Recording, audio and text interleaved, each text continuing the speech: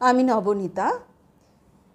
আমি আজ যে গল্পটা পড়ে শোনাবো সেই গল্পটির নাম প্রেম ও প্রহার। গল্পের লেখক প্রভাত কুমার মুখোপাধ্যায়। পদ্মা তীরবর্তী রায়গঞ্জ নামা এক পল্লীগ্রামে একটি খড়ে ছাপা মৃৎকুটিরের দাওয়ায় বসিয়া একদিন বেলা ৮টার সময় স্বামী স্ত্রীতে নিম্নলিখিত প্রকার দাম্পত্যালাপ হইতেছিল। ভজহরি গোপ মুখ হইতে হুঁকা নামাইয়া চোখ ঘুরাইয়া উচ্চস্বরে বলিল, খবরদার মাগি, মুখ সামলে কথা কোষ, নইলে জুতিয়ে মুখ ছিঁড়ে দেব। মোক্ষদা সুন্দরী স্বর আর এক পর্দা তুলিয়া উত্তর দিল, ইস, রাগ দেখো পুরুষের, জুতিয়ে মুখ ছিঁড়ে দেবেন। জুতো পাবি কোথা তাই শুনি?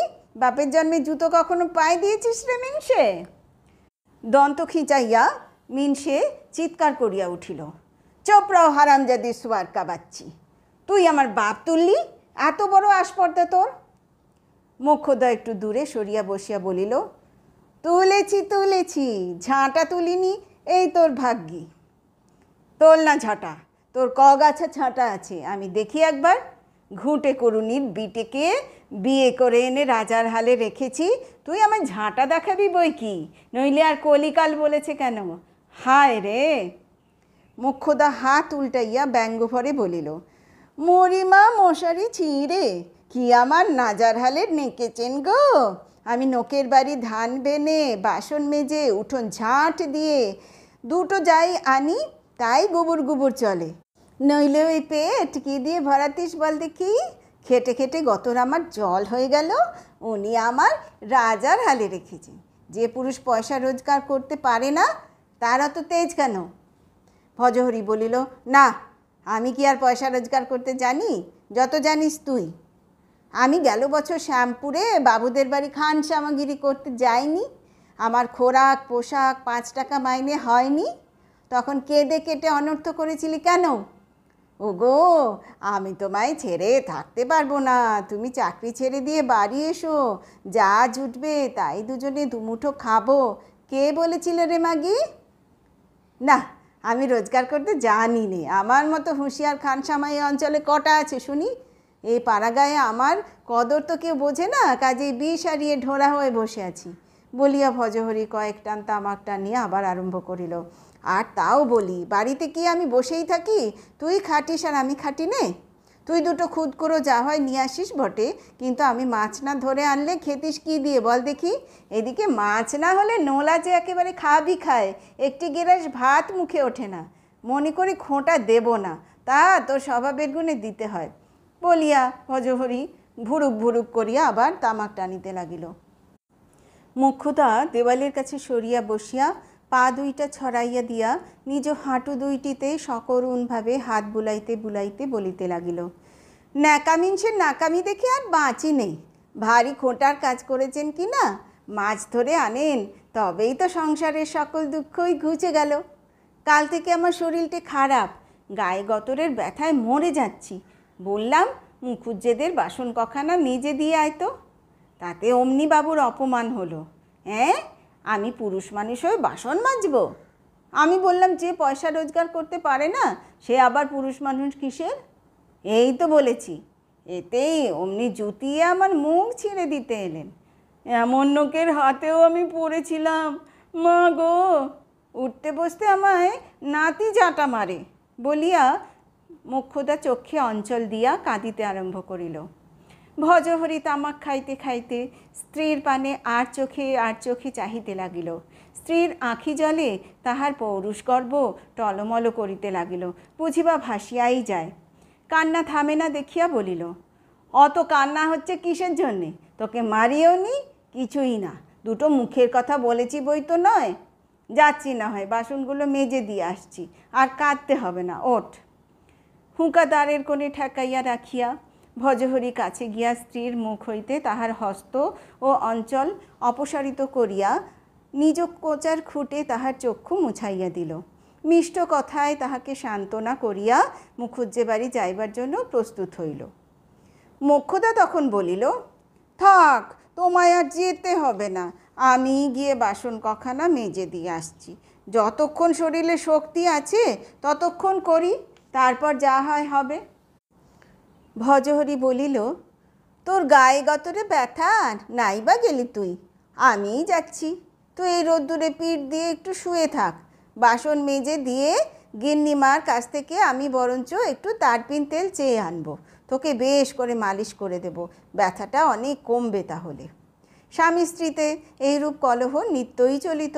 মাঝে মাঝে কিলটা চট্টা চাপড়টাও যে চলিত না এমন নয়, তবে শাস্ত্র তো মিথ্যা হইবার নহে, দম্পতির কলহ অবশেষে লঘু ক্রিয়াতেই পরিণত হইত বটে।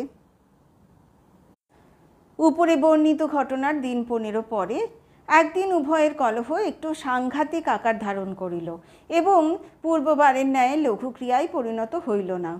মোক্ষদা দুঃখ ধান্দা করিয়া 2-4 পয়সা যাহা আনিত তাহা হইতেই বাঁচাইয়া কিছু সঞ্চয় করিবার চেষ্টা করিত।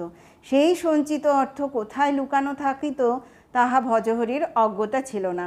একদিন স্ত্রীর অনুপস্থিতিকালে সে সেই গোপনীয় স্থান হইতে অর্থ অপহরণ করিয়া ছিপে লাগাইবার জন্য একটি পিতলের হুইল কিনিবার অভিপ্রায়ে 2 ক্রোশ দূরবর্তী শহরে চলিয়া গেল। হুইল কিনিয়া সন্ধ্যার সময় বাড়ি ফিরিয়া পুকুর ঘাটে গিয়া হাত পা ধুইয়া আসিয়া এক ছিলিম তামাক সাজিয়া ভজহরি পথশ্রম অপনোদন করিতেছিল। এমন সময় মোক্ষদা দত্তদের গোহালে সাজাল দিয়া বাড়ি ফিরিয়া আসিল। টাকা চুরি গিয়াছে ইহা সে পূর্বেই জানিতে পারিয়াছিল এবং সন্দেহ ঠিক লোককেই করিয়াছিল। ফিরিয়া কুলঙ্গির উপরে সেই নতুন চকচকে হুইলটি দেখিবা মাত্র মোক্ষদার মুখ আগ্নেয়গিরির ন্যায় বচনাগ্নি উদ্গীরণ আরম্ভ করিল। অপরপক্ষ নীরব রহিল না।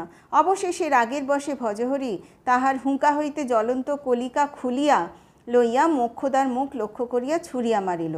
আগুন মোক্ষদার মুখ দগ্ধ করিতে অসমর্থ হইয়া তাহার বস্ত্র ও গাত্রে ছড়িয়া পড়িল। আগুন ঝাড়িয়া ফেলিয়া মোক্ষদা উন্মাদিনীর ন্যায় ছুটিয়া আসিয়া ভজহরির হাত হইতে তাহার হুঁকা কাড়িয়া লইয়া তদ্বারা সজোরে তাহার মস্তকে প্রহার করিল। হুঁকার খোলটা চুরমার হইয়া গেল।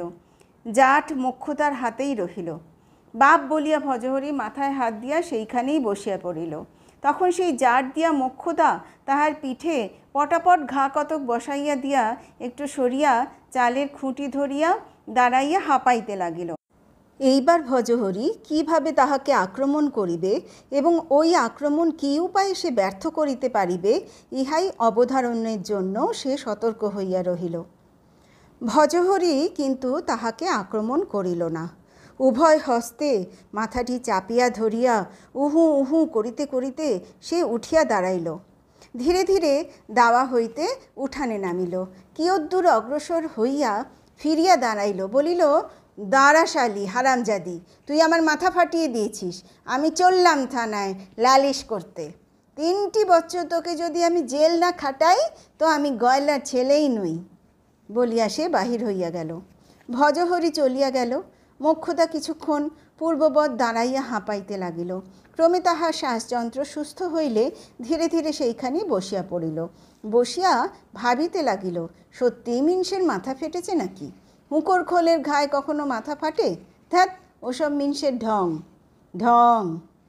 কিন্তু গেল কোথা? সত্যিই কি থানায় গেল নাকি? থানায় আর যেতে হয় না। থানা প্রায় এখানে 2 কোষ দূর। এই রাত্রিরে সে আবার থানায় যাবে? তুমিও যেমন দেখো না, এখনই ফিরে আসবে বোধহয়। মনকে এই প্রকার প্রবোধ দিয়া মোক্ষদা গৃহকার্যে আত্মনিয়োগ করিল। কাজ করে আর বাহিরে চাহিয়া চাহিয়া দেখে স্বামী ফিরিল কিনা। কাজ শেষ হইয়া গেল। জ্যোৎস্না ভরা উঠানের পানে চাহিয়া মোক্ষদা চুপ করিয়া রোয়াকে বসিয়া রহিল। রাত্রি 1 প্রহর হইল, 1.5 প্রহর হইল, কই স্বামী তো ফেরে না। তখন মোক্ষদা স্থির করিল, নিশ্চয়ই মিনসে থানায় গিয়েছে। মনে একটু রাগ হইল, ভয়ও হইল। সেপাই আসিয়া সত্যই কি তবে তাহাকে থানায় ধরিয়া লইয়া যাইবে? মোক্ষদা উঠিয়া সদর দরজা বন্ধ করিয়া দিয়া আসিল। ক্রমে তাহার ঘুম পাইতে লাগিল। অত্যন্ত ক্ষুধাও বোধ হইতে লাগিল। একবার ইচ্ছা হইল স্বামীর জন্য ভাত চাপা দিয়া রাখিয়া নিজে আহার করে। আবার ভাবিল, না থাক, যদি আমায় ধরাইয়া দিবার জন্য সিপাহী সঙ্গে করিয়া আনে, আসিয়া দেখুক যে স্ত্রীর সহিত সে এমন ব্যবহার করিল, সে কিরূপ পতিব্রতা। স্বামীর খাওয়া হয় নাই বলিয়া সে নিজে উপবাসী আছে। তাই সে না খাইয়া রোয়াকে আঁচল বিছাইয়া শুইল এবং ক্রমে নিদ্রিত হইয়া পড়িল।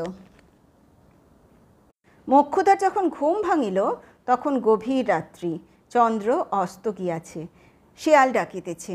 তাহার বিশ্বাস শেয়ালেরা প্রহরে প্রহরে একবার করিয়া ডাকে। রাত্রি কি এখন দ্বিতীয় প্রহর না তৃতীয়? ক্ষুধার যেরূপ প্রাবল্য, তৃতীয় প্রহর হওয়ারই সম্ভাবনা। থানার লোকে সম্ভবত স্বামীকে বলিয়াছে, এত রাত্রে গিয়া আর কি হইবে, তুই এইখানে শুইয়া এখন ঘুমা, কাল সকালে তখন তোর বউকে ধরিতে যাইব। কাল বেলা 1 প্রহর আন্দাজ সে সিপাহী লইয়া নিশ্চয়ই আসিবে। মোক্ষদা উঠিয়া মুখে হাতে জল দিয়া স্বামীর জন্য ভাত তরকারি ঢাকা দিয়া রাখিয়া অবশিষ্টাংশ নিজে লইয়া আহারে বসিল। মাছের চচ্চড়ি খাইতে খাইতে তাহার মনে হইল, আমি মাছ খেতে ভালোবাসি বলেই, বড় বড় মাছ ধরে আমায় খাওয়াবে বলেই সে হুইল কিনে এনেছিল গো। তার জন্যে তাকে অমন করে লাঞ্ছনা করা আমার ভালো হয়নি। তাহার পর মনে হইল, আমি তো খাচ্ছি, থানায় তাকে তারা খেতে টেতে দিয়েছে কিনা কে জানে, হয়তো না খেয়েই সেখানে পড়ে আছে। এই কথা মনে হওয়ায় মোক্ষদার চক্ষু দুইটি সজল হইয়া উঠিল। যাহা হোক, তাহার আহার সমাপ্ত করিয়া মুখ হাত ধুইয়া রোয়াকে চুপ করিয়া সে বসিয়া রহিল। কিছুক্ষণ পরে ঢুলিতে লাগিল, তাহার পর শুইয়া ঘুমাইয়া পড়িল। প্রাতে উঠিয়া নিজ কুটিরের বাসি পাঠ সারিয়া মোক্ষদা পরগৃহে তাহার নির্দিষ্ট কাজকর্মগুলি করিবার জন্য বাহির হইল। সেসব সারিয়া বাড়ি ফিরিতে প্রায় 1.5 প্রহর বেলা হইল। আসিবার সময় তাহার মনটা কেমন ভয় ভয় করিতেছিল। খুব সম্ভব বাড়িতে গিয়া দেখিবে যে সিপাহী সহ স্বামী ফিরিয়া আসিয়া তাহার অপেক্ষায় বসিয়া আছে। তাই বাড়িতে সহসা প্রবেশ না করিয়া দরজার ফাঁক দিয়া উঁকি দিয়া দেখিল, কই উঠানে বা রোয়াকে কেহই তো নাই। মনিব বাড়ি হইতে মোক্ষদা 2টি বেগুন আনিয়াছিল। ঘর খুলিয়া সেই 2টি যথাস্থানে রাখিয়া দিল। অন্যদিন এই সময় সে উনান ধরাইয়া রন্ধন কার্যে ব্যাপৃত হয়। আজ আর রাঁধিবার জন্য তাহার কোনো ব্যস্ততা দেখা গেল না। আমি ওর জন্যে রেঁধে বেড়ে রাখি, আর উনি সেপাই এনে আমায় ধরিয়ে দিয়ে আরাম করে ভাত খেতে বসু। হ্যাঁ, রাঁধবে না আর কিছু, অত সুখে আর কাজ নেই। সুতরাং মোক্ষদা উনান ধরাইল না। বেলা ক্রমে 2 প্রহর হইল, 2.5 প্রহর হইল, না স্বামী না সেপাই, কই কেহই তো আসে না। এখন মোক্ষদার মনে হইল, তবে কি সে থানায় যায় নাই? থানায় যদি না গেল, তবে গেল কোথায়? বিবাগী হইয়া কোনো দিকে চলিয়া গেল নাকি? যদি আর ফিরিয়া না আসে। এই সব ভাবনা চিন্তায় দিবা অবসান হইল। এতক্ষণ পর্যন্ত মোক্ষদা কিছুই খায় নাই। স্বামীর জন্য গত রাত্রে যে ভাত ঢাকা দিয়া রাখিয়াছিল তাহাই বাহির করিয়া খাইতে বসিল। ভাবিল, স্বামী যদি আসে তাহাকে 4টি গরম ভাত রাঁধিয়া দিবে। ভাত রাঁধিতে হইল না, স্বামী ফিরিল না। কাঁদিয়া কাটিয়া মোক্ষদা শেষে ঘুমাইয়া পড়িল। পরদিন প্রাতে উঠিয়া মোক্ষদা ভাবিল, না, এ কোনো কাজের কথা নয়। থানায় গিয়ে খবর নিতে হচ্ছে, সেখানে সে আমার নামে নালিশ করতে গিয়েছিল কিনা। তখনই ঘর দ্বার বন্ধ করিয়া কিছু পয়সা আঁচলে বাঁধিয়া থানা অভিমুখে যাত্রা করিল। থানায় গিয়া শুনিল, কোনো গ্রামের কোনো গোয়ালা সে পর্যন্ত নিজ স্ত্রীর নামে নালিশ করিতে আসে নাই। মোক্ষদা কাতর স্বরে বলিল, তবে দারোগাবাবু, আমার স্বামী গেল কোথায়? কবে এবং কী অবস্থায় তাহার স্বামী অন্তর্ধান করিয়াছে সমস্ত মোক্ষদার মুখে শুনিয়া দারোগাবাবু হুকুম দিলেন, ওরে সেই কাপড়ের পুঁটুলিটা মালখানা থেকে বের করত। পুঁটুলি খোলা হইলে দারোগা জিজ্ঞাসা করিলেন, এ ধুতি এ গামছা তুই চিনিস? মোক্ষদা শঙ্কিত হইয়া বলিল, এ তো তারই ধুতি তারই গামছা, তবে সে কোথায় গেল দারোগা মশাই? দারোগা জানাইলেন, গতকল্য প্রাতে একজন মাঝি আসিয়া এই ধুতি গামছা দিয়া গিয়াছে এবং বলিয়াছে যে কাল কালো মতো লম্বা মতো একটা লোক তীরে আসিয়া এই ধুতি গামছা ছাড়িয়া রাখিয়া জলে ঝাঁপাইয়া পড়িয়াছে। লোকটা হয়তো আত্মহত্যা করিবার জন্যই ওরূপ করিয়াছে। ইহা বিবেচনা করিয়া মাঝি নৌকা খুলিয়া জলে জলে তাহারা অনেক অনুসন্ধান করিয়াছে, কিন্তু কোথাও তাহাকে ভাসিয়া উঠিতে দেখে নাই। তখন সে ধুতি গামছা নৌকায় তুলিয়া রাখিয়াছিল। ইহা শুনিয়া মোক্ষদা মূর্ছিত হইয়া সেখানে পড়িয়া গেল। দারোগাবাবু অনেক যত্নে ও চেষ্টায় তাহার চৈতন্য সম্পাদন করাইয়া ধৃতকের নাম ধাম বয়স পেশা আত্মহত্যা করিবার কারণ প্রভৃতি জানিয়া লইয়া তাহা ডায়েরিভুক্ত করিয়া মোক্ষদাকে গৃহে ফিরিয়া যাইবার উপদেশ দিলেন। কোনো মতে স্বামী শ্রাদ্ধ শান্তি সারিয়া মোক্ষদা ভগ্ন কুটিরে বাস করিতে লাগিল। কোনো কাজকর্ম করিতে ইচ্ছা হয় না, কেবল বসিয়া বসিয়া কাঁদিতে ইচ্ছা হয়। কিন্তু পেট বড় শত্রু, আবার দুঃখ ধান্দা করিতে মোক্ষদাকে বাহির হইতে হইল। মাথায় গায়ে সে আর তেল মাখে না, রুক্ষ স্নান করে না, দিনান্তে এক মুঠা চাউল সিদ্ধ করিয়া খায়, খাইয়া নিজ কুটিরে দ্বার বন্ধ করিয়া শুইয়া শুইয়া কেবল কাঁদে। এখন কাঁদিয়াই তাহার সুখ। কিন্তু গ্রামের দুষ্ট লোকে তাহার এ সুখেও বাদ সাধিল। মোক্ষদার বয়স এখনও 30 বৎসরের নিম্নেই, একাকিনী বাস করে। অনেক রাত্রে বদলোকে আসিয়া তাহার দ্বারে মৃদু মৃদু করাঘাত এবং স্তুতি মিনতি আরম্ভ করিল। নিতান্ত অতিষ্ঠ হইলে মোক্ষদা ঝাঁটা হস্তে বাহির হইত, তথাপি শান্তি নাই। ক্রমে সে উদ্বাস্তু হইয়া উঠিল। এমন সময় একদিন ওপাড়ার কামারদের বিধবা বউ নিস্তারিণী কলিকাতা হইতে গ্রামে ফিরিয়া আসিল। সে কলিকাতায় কোনো বাবুদের বাড়ি ঝিগিরি চাকরি করে। বোনপোর বিবাহ উপলক্ষে 1 মাসের ছুটি লইয়া বাড়ি আসিয়াছে। তাহার কাছে কলিকাতার সব খবর শুনিয়া মোক্ষদার মনে হইল বদলোকের হাত হইতে নিষ্কৃতি লাভের এখন একমাত্র উপায় কলিকাতায় চলিয়া যাওয়া। নিস্তারিণী তাহাকে ভরসা দিল, একটি ভালো গৃহস্থ দেখিয়া সেখানে মোক্ষদাকে নিযুক্ত করিয়া দিবে। কোনো কষ্ট হইবে না, সুখে স্বচ্ছন্দে থাকিতে পারিবে। নিস্তারিণী যে বাড়িতে চাকরি করিত সেই বাড়িতে অপর ঝি প্রয়োজন না থাকায় মোক্ষদার জন্য সে একজন ভদ্র গৃহস্থ পরিবারের সন্ধানে রহিল। কয়েকদিন অন্বেষণের পর ঐরূপ একটি গৃহস্থের সন্ধান পাইল। শ্যামবাজারে রামদয়াল মিত্র মহাশয়ের বাড়িতে একজন ঝির প্রয়োজন। মিত্র মহাশয় হাইকোর্টের একজন প্রবীণ উকিল। তাহার পুত্রগণ সকলেই উচ্চশিক্ষিত এবং সচ্চরিত্র বলিয়া পাড়ায় খ্যাতি আছে। নিস্তারিণী সেই বাড়িতে মোক্ষদাকে লইয়া গেল। রামদয়ালবাবুর গৃহিণী মোক্ষদাকে অল্প বয়স্কা এবং সুশ্রী দেখিয়া প্রথমে একটু আপত্তি করিয়াছিলেন। পরে যখন তাহার বৈধব্যের ইতিহাস এবং গ্রামত্যাগের প্রকৃত কারণটা শুনিলেন তখন সম্মত হইলেন। বাড়িতে আরও 2 জন ঝি ছিল। তন্মধ্যে একটিকে বড় বধূমাতার শিশু সন্তানগুলির লালন পালনের ভার দিয়া মোক্ষদাকে তাহার স্থানে মায় খোরপোশ 4 টাকা বেতনে নিযুক্ত করিলেন।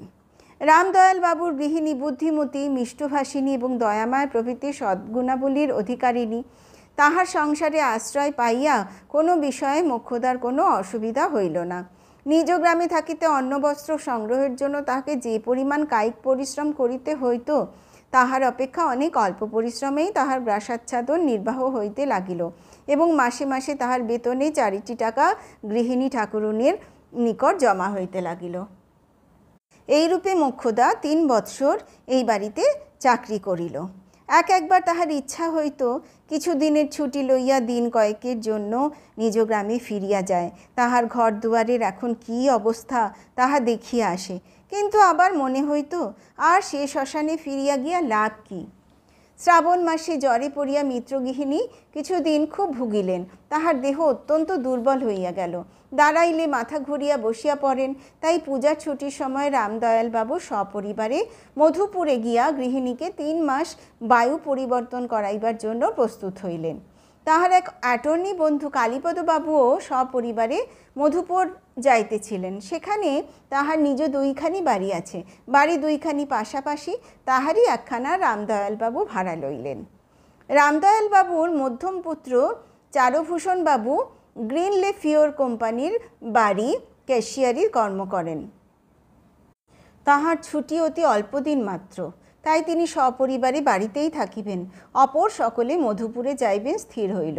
ঝিয়েদের মধ্যে মোক্ষদা ও বিমলা মধুপুরে যাইবে, কামিনী কলিকাতায় থাকিবে।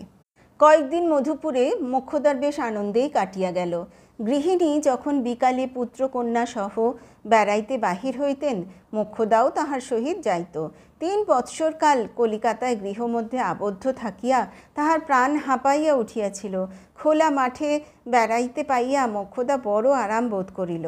পূজার পর অ্যাটর্নি বাবুরা সদলবলে আসিয়া পৌঁছিলেন। সেদিন সন্ধ্যাবেলায় গৃহিণীর সহিত বেড়াইয়া আসিয়া মোক্ষদা দেখিল বৈঠকখানা ঘরে তার মুনিব এবং পাশের বাড়ির অ্যাটর্নিবাবু বসিয়া কথোপকথন করিতেছেন।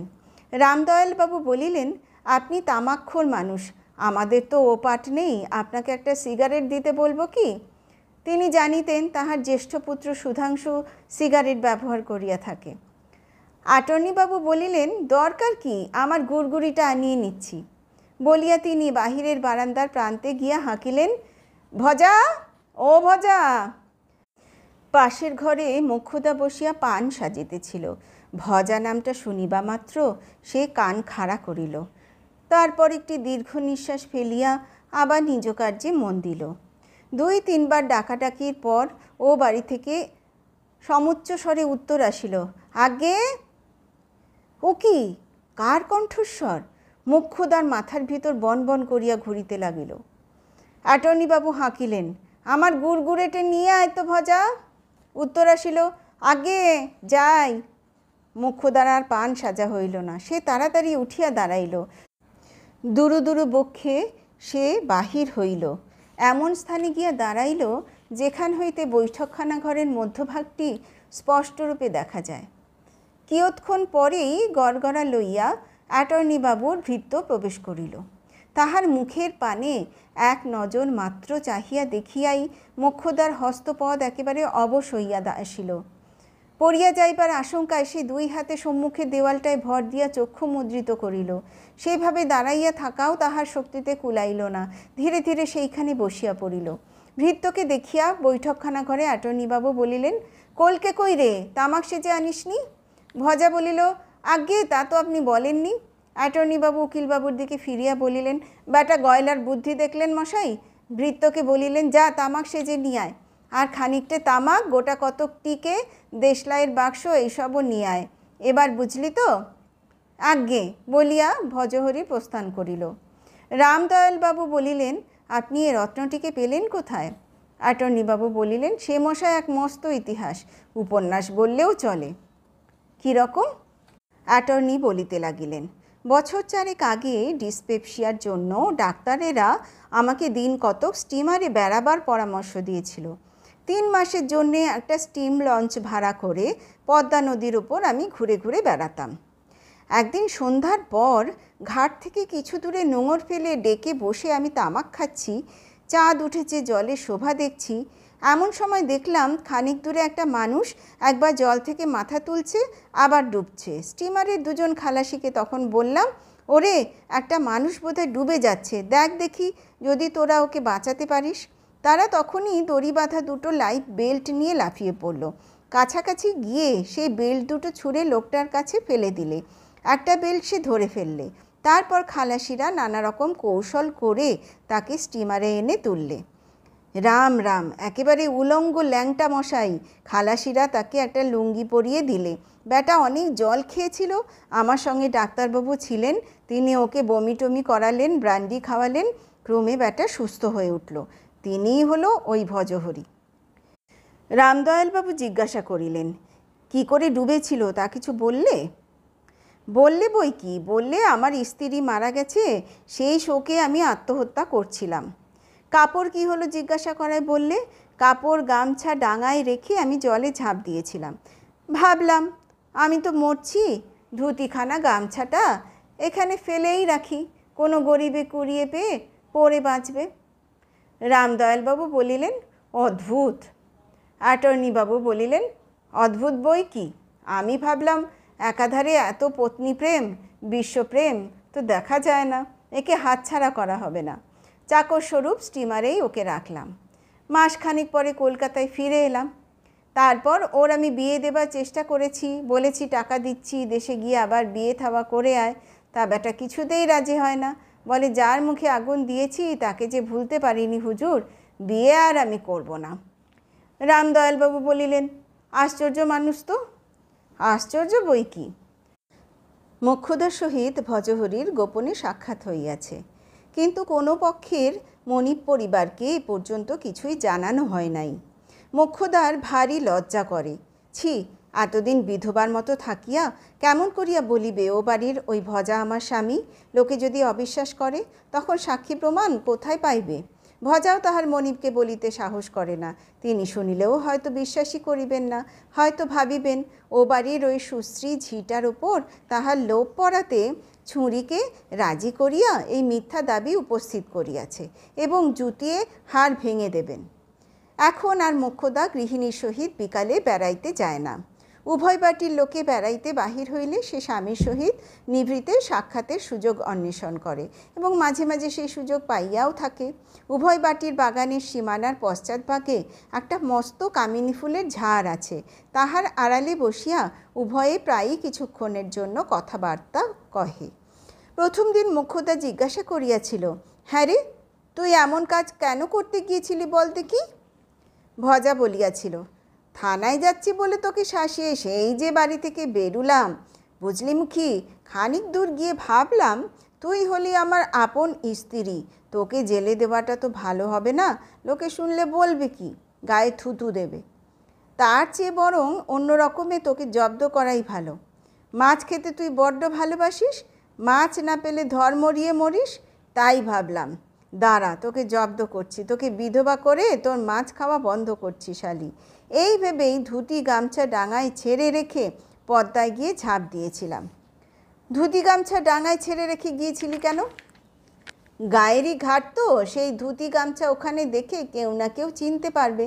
আমার লাশ যদি ভেসে নাও ওঠে তাহলেও বোঝা যাবে যে জলে ডুবে আত্মহত্যা করেছি, তবে তো তোর মাছ খাওয়া বন্ধ হবে।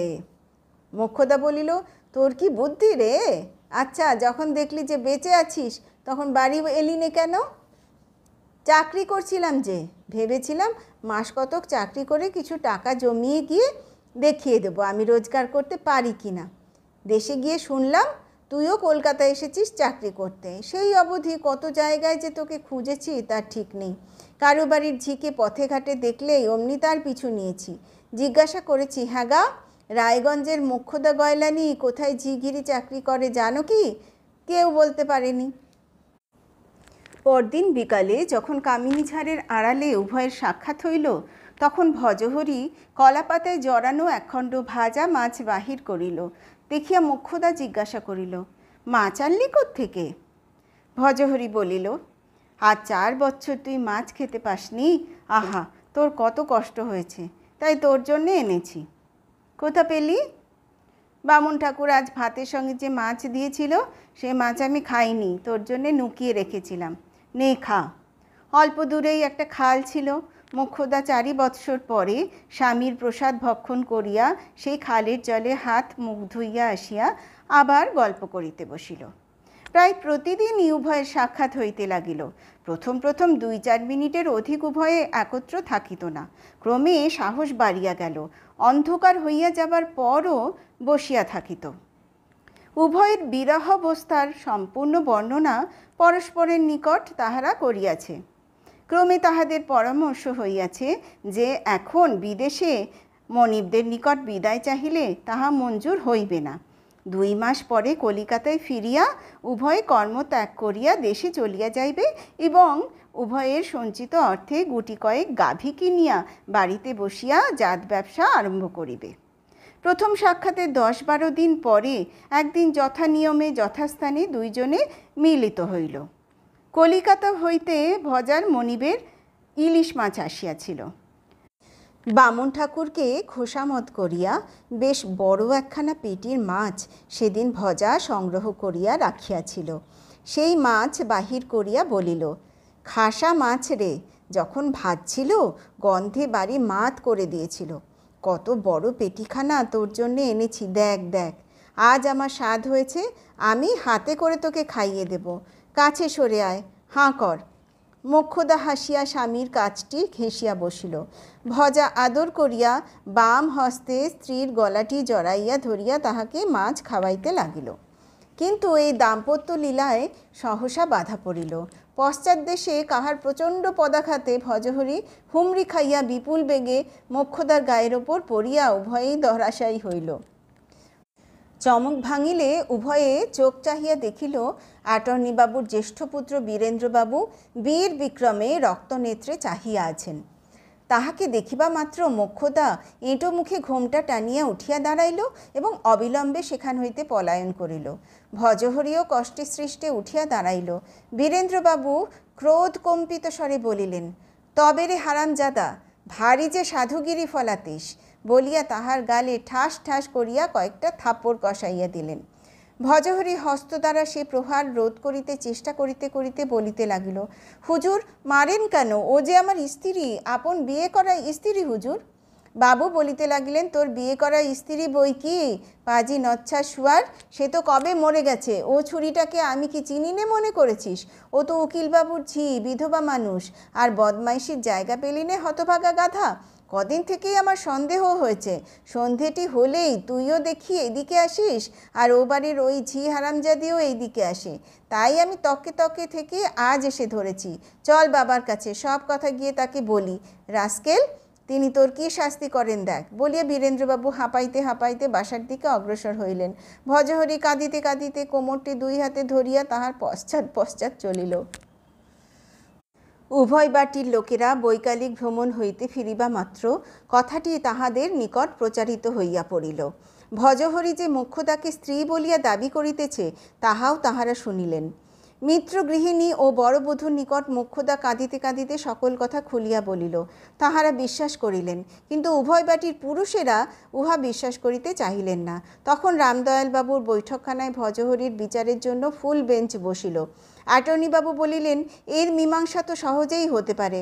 ওহে সুধাংশু, দুজনকে তুমি আলাদা জেরা করো না। ওদের কথা যদি মিথ্যে হয়, জেরায় কতক্ষণ টিকবে?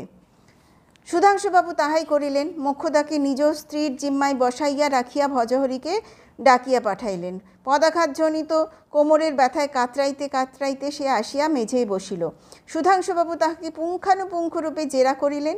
যথা, তোদের বাড়িতে কখানা ঘর, কোন কোন মুখো ঘর, কোন ঘরে কি থাকতো, যে পুকুরে তোরা জল ভর্তি সে পুকুর বাড়ির কোন দিকে, তার কটা ঘাট, সে পুকুরে যেতে হলে কোনো গাছের তলা দিয়ে যেতে হয় কি না, সেগুলো কি কি গাছ, যাদের বাড়িতে মোক্ষদা কাজকর্ম করত তাদের নাম কি, ইত্যাদি ইত্যাদি।